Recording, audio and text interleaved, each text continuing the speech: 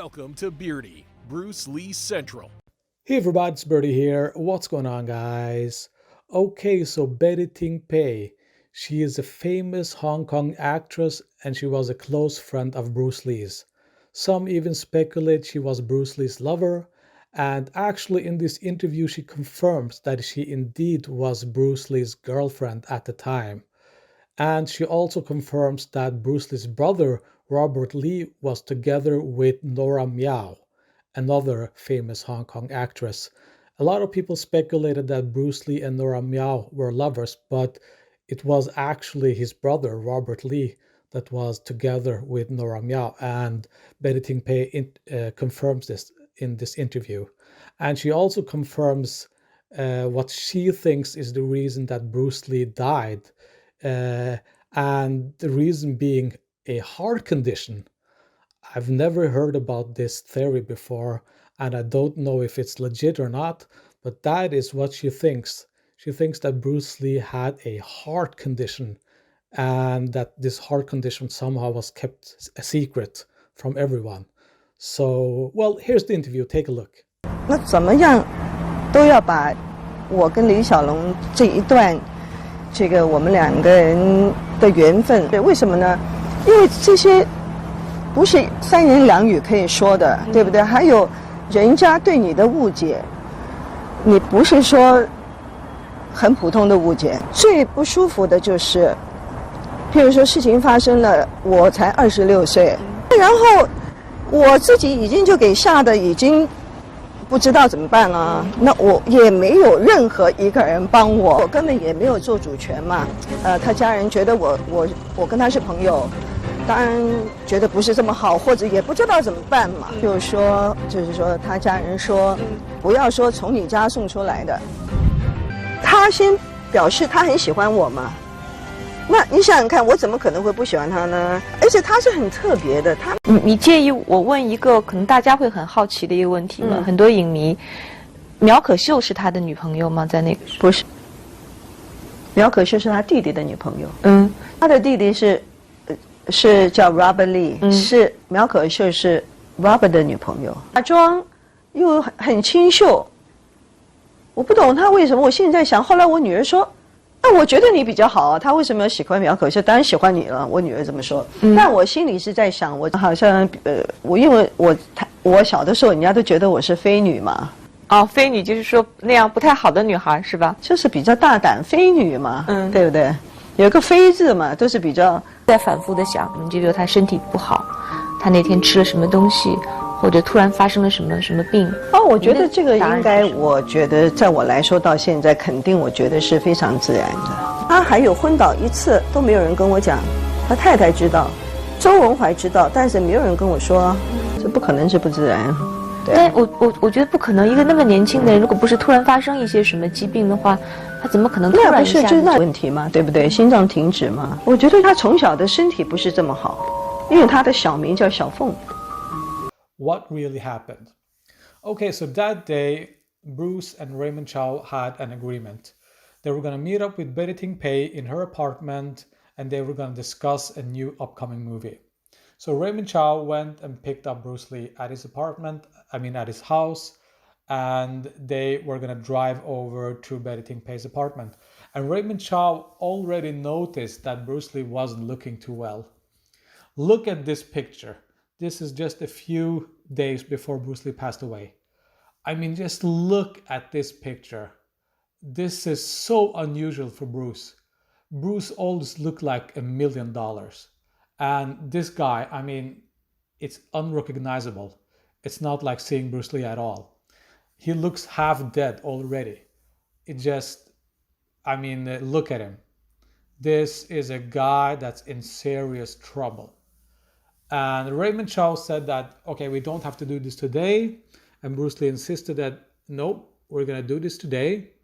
We're going to go to the apartment and have the business meeting. And Raymond said, okay, let's do it. So they left, they drove to her apartment, they met up there, and Raymond Chow left them alone because he was going to go and pick up George Lazenby, because George Lazenby was going to be in Bruce Lee's next movie. So Betty Ting Pei and Bruce Lee was there. They sat there in her apartment and they were discussing the new upcoming movie. And Bruce was just out of it. That whole day he was just wasn't feeling well. And he drank water, it didn't help. Then he asked for an aspirin, and Betty Ting Pei gave him the aspirin. And by the way, that aspirin is just a generic aspirin. That's the most common painkiller in Hong Kong. Bruce Lee had been taking that painkiller for decades. It's nothing special, and it did nothing to him because people think that that painkiller somehow killed Bruce Lee. That's just nonsense. Bruce Lee had taken those painkillers for decades. It's the most common painkiller in Hong Kong. So, actually, it's the quite opposite. The painkiller didn't do enough. Bruce Lee was used to painkillers that were 100 times stronger, and this painkiller just did nothing for him.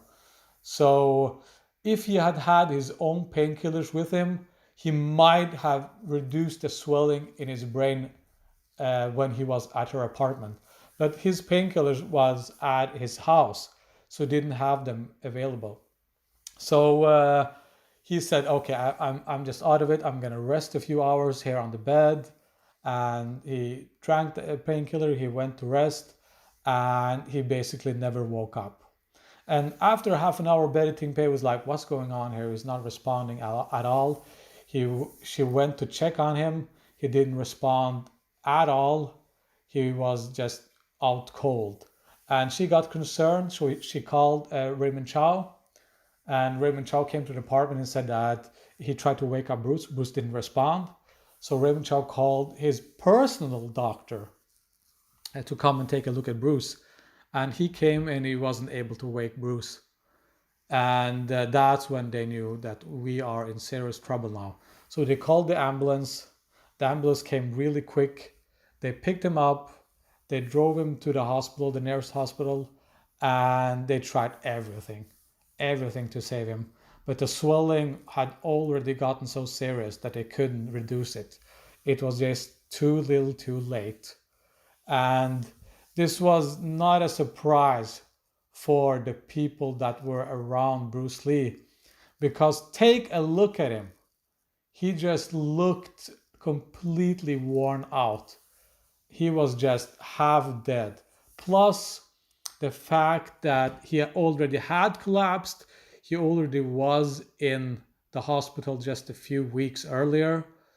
And that's what annoys me a lot here, is that people, they respected Bruce Lee so much that no one dared to tell him something. No one dared to force him to go to the hospital. No one said, Bruce, listen up here. You're going to the fucking hospital right now. No one did that.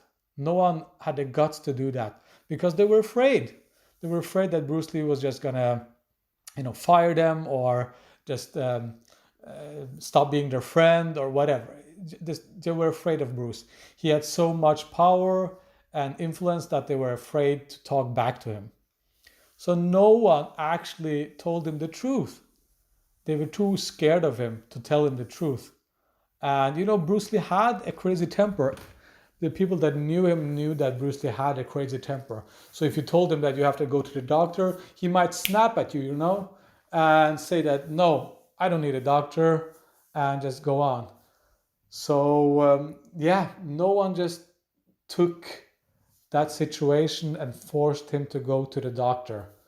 He unfortunately had to make that decision himself because no one could make that decision for him. And, his ego was literally too huge for him to submit to a doctor.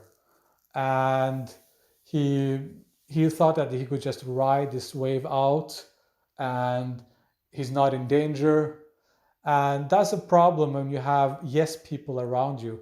Everyone just says yes, no one says no, If someone just picked up on this, just look at him, look at the picture. He looks like he's dying. If someone just said, Bruce, enough is enough. Let's get you to the hospital now. Let's get you to the doctor. You need attention right now. No one did that. If someone had done that, Bruce Lee would have been alive today. So that is really, really sad. So after trying to save him at the hospital, they couldn't. He was already too late, and he passed away around 11 o'clock that night. And Raymond Chow called his wife Linda, told him the bad news. She came over. It was too late when she came over, already too late. And that's that, man. Those are the last hours of Bruce Lee's life. It's just really, really sad that it had to end that way. But you know, what are you gonna do? You can't blame anyone really. It's Bruce Lee's own choice. I've talked about this before. Everything he did was his own choice. No one controlled him. No one told him what to do. And you know, when you are someone like Bruce Lee, you are just up in the skies. You know, everything is going your way. And he had like the most amazing body in human history. You know, he thought he was invincible. But you know, the body can only take so much. Even Bruce Lee's body. A normal person would have died 10 years earlier, you know, from all that exercise and all that wear and tear. Bruce Lee managed to hold on for another 10 years with that insane regiment. And I mean, just, yeah, it's crazy what he pulled off. So, but you know, eventually his body just said enough is enough. And unfortunately, he wasn't at his own home when this happened. He was a ticking time bomb. That's the thing. It's just a matter of luck at this point. If he had been like in his own home when this happened, he could have taken his own painkillers and reduced the swelling in his brain and survived. So it's just, you know, dumb luck, if you want to say it that way. Just pure luck, dumb luck. And that day was just unlucky. Unlucky that he was away from his own home and had a severe swelling in his brain, and that's that. So there you go, guys. That's what actually happened the few hours, the last hours of Bruce Lee's life. And no one is to blame except Bruce himself. And maybe other people can learn from his mistakes. Maybe other types like Bruce, MMA people, martial artists, celebrities, whatever. Even you guys at home listening, if you're working out, listen to your body, man. Listen to your body. It's so important that you listen to your body. If your body is hurting somewhere, it's your back, it's your knee, it's your head, it's your neck, don't just mask it with painkillers. Your body is trying to tell you something. Something is wrong. That's why the pain is there. Evolution sorted that out. There's a reason that nerves can conduct pain, because they're trying to tell you something. Something is wrong here. Fix it. Don't just mask it, fix it. Bruce Lee just masked it. He didn't fix it. He masked it with painkillers. That was a huge mistake. Fix the root cause of your pain, okay? That is the lesson you can take from Bruce Lee, okay? Remember that, guys. Okay, thank you for listening. See you later. Bye.